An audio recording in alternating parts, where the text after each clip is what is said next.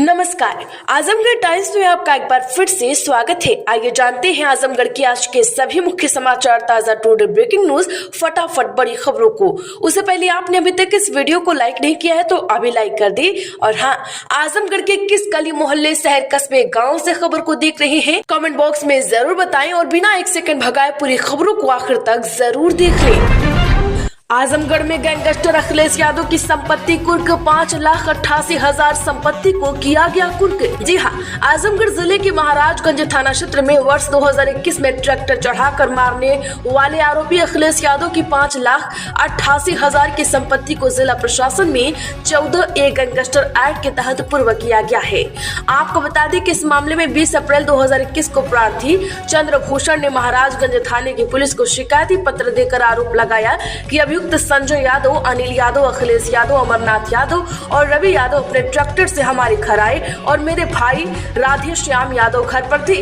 राधेश्याम के आते ही गाली देने लगे, साथ ही जान से मारने की धमकी भी देने लगे। इस मामले की विवेचना रौनापाड़ा थाने के प्रभारी द्वारा की जा रही है। अखिलेश यादव पुत्र जीवनधन यादव थाना महाराजगंज आजमगढ़ का रहने वाला शातिर अपराधी है। आजमगढ़ में बिजली उपभोक्ताओं को बड़ी राहत, नहीं होगा दिन और रात का अलग अलग टैरिफ, हटा निजीकरण का प्रस्ताव। जी हाँ, आजमगढ़ में 1 अप्रैल से नया बहुवर्षीय टैरिफ वितरण विनियम 2025 लागू हो जाएगा। इसमें दिन व रात के अलग अलग टैरिफ निजीकरण संबंधी प्रस्ताव हटा दिया गया है। विद्युत निगमों द्वारा वही बिजली खरीद की जा सकेगी जो पहले से नियामक आयोग द्वारा अनुमोदित की जाएगी। अब मनमानी तरीके से बिजली खरीद भी नहीं हो सकेगी। निगमों को रख रखाव संबंधी खर्च का भी आयोग से अनुमोदन लेना होगा। इससे भविष्य में बिजली व्यवस्था में सुधार होगा। नए प्रावधान में कई ऐसे प्रस्ताव भी है जिसकी वजह से भविष्य में बिजली दर बढ़ोतरी के रास्ते भी खुलते नजर आ रहे हैं। आजमगढ़ में भ्रष्टाचार के खिलाफ कल दिन भर कार्य से विरत रहे दीवानी कचहरी के वकील। जानिए कि आज भी होगी हड़ताल। जी हाँ, 27 मार्च गुरुवार के दिन वकीलों ने भ्रष्टाचार के खिलाफ हड़ताल का प्रस्ताव किया और दिन भर न्यायिक कार्यों से विरत रहे। वकीलों को न्याय के अधिकारियों का भी खूब समर्थन मिला है। दिल्ली हाई कोर्ट के जस्टिस वर्मा के यहाँ कई करोड़ कैश मिलने के बाद उनका स्थानांतरण इलाहाबाद हाई कोर्ट कर दिया गया, जिसके चलते वकीलों में रोष है। इसके अलावा जनपद आजमगढ़ के विभिन्न न्यायालयों में भी अधिवक्ताओं द्वारा कथित रूप से भ्रष्टाचार की शिकायत सामने आ रही है, जिसमें कथित तौर पर माननीय दंडाधिकारी कोर्ट नंबर 11 और कोर्ट नंबर 24 के खिलाफ ज्यादातर असंतोष देखने को मिला। प्रस्ताव के दौरान अधिकतर वकीलों ने अपने अपने अंदाज में उक्त माननीय न्यायालय के खिलाफ असंतोष व्यक्त किया। एक अधिकांश दंडाधिकारियों के ईमानदारी की दमकर तारीफ भी की। आज अलविदा जुम्मा के दिन भी हड़ताल होने की थोड़ी संभावना है, इसलिए कोर्ट जाने से पहले एक बार पता जरूर कर ले। आजमगढ़ में पुष्पा की स्टाइल में गांजे की तस्करी, ऑटो की छत पर बना रखी थी लेयर, 3 राज्यों और यूपी के जिलों में करते थे सप्लाई। जी हाँ, आजमगढ़ में पुलिस ने गांजा तस्कर करने वाले गैंग को पकड़ा है। ये लोग पुष्पा की स्टाइल में तस्करी करते थे। फर्क इतना था कि पुष्पा में एक्टर अल्लू अर्जुन ट्रक से लाल चंदन ले जाते थे, जबकि ये लोग ऑटो से एक राज्य से दूसरे राज्य में माल पहुँचाते थे। पुलिस ने सभी को मुखबिरी की सूचना पर पकड़ा है। इनके पास से गांजे की कई थैलियां भी मिली है जो करीब 70 किलो है। दोनों लोगों को पकड़ा है, बाकी अन्य लोगों की तलाश जारी है।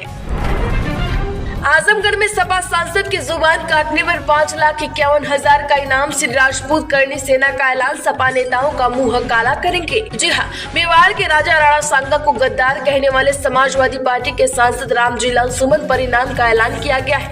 राजस्थान में श्री राष्ट्रीय राजपूत करनी सेना ने सांसद की जुबान काटने वाले को 5,51,000 रुपए इनाम देने का वादा किया है। बता दें कि उदयपुर में श्री राजपूत करनी सेना ने सांसद रामजी लाल सुमन के खिलाफ राष्ट्रीय प्रदर्शन किया। इस दौरान उदयपुर इकाई के अध्यक्ष अर्जुन सिंह जुड़ावत ने ऐलान किया कि जो भी व्यक्ति सांसद सुमन की जुबान काट कर लाएगा उसे 5,51,000 रुपए इनाम दिया जाएगा। आजमगढ़ में रेल दोहरीकरण का किया गया निरीक्षण, फरिया खोरासन रोड रेलवे लाइन का सीआरएसएस ने किया निरीक्षण। जी हाँ, पूर्वोत्तर रेलवे के वाराणसी मंडल पर इंफ्रास्ट्रक्चर के विकास का क्रम निरंतर जारी है।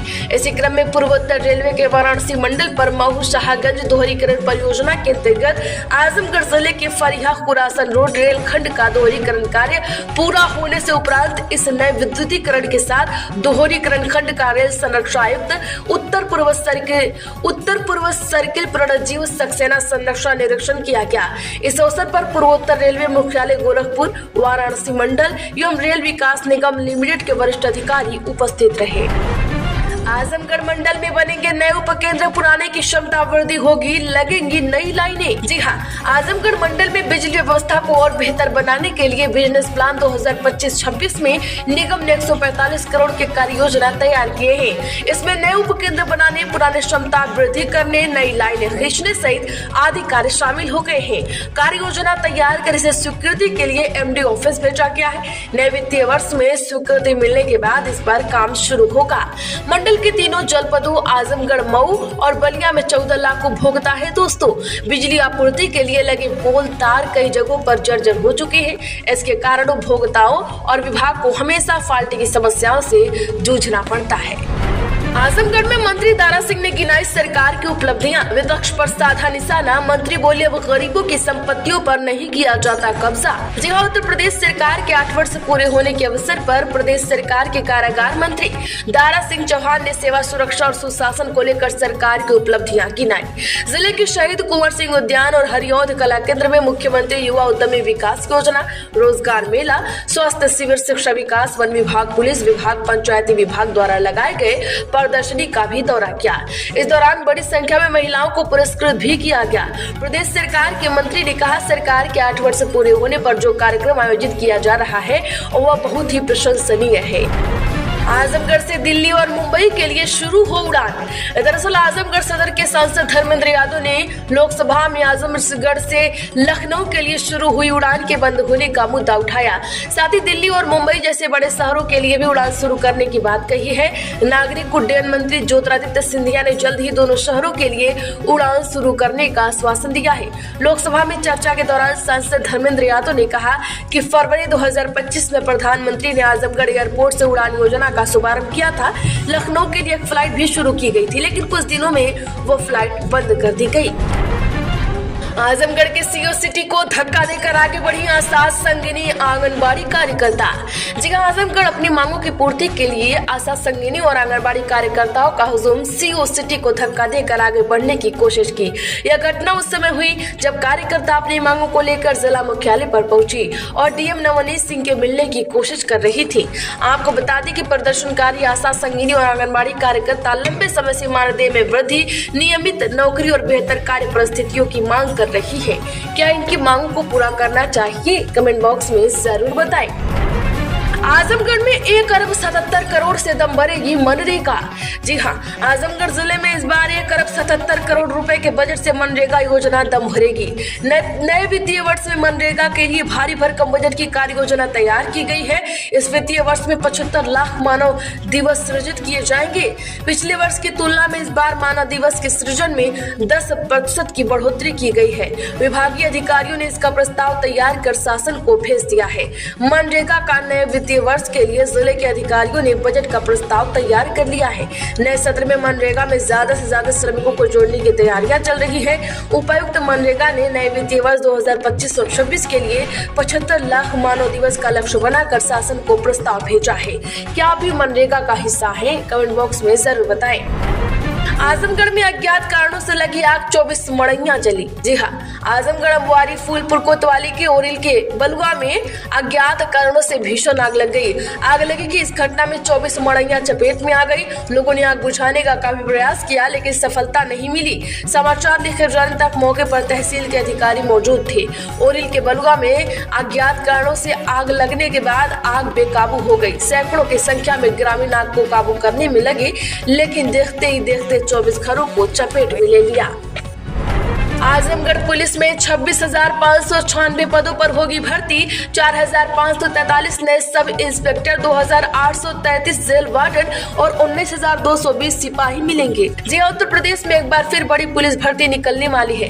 इस बार कुल 26,596 पदों पर भर्ती होगी। इनमें सब इंस्पेक्टर के 4,543, जेल वार्डन के 2,833 और सिपाही के 19,220 पद शामिल है।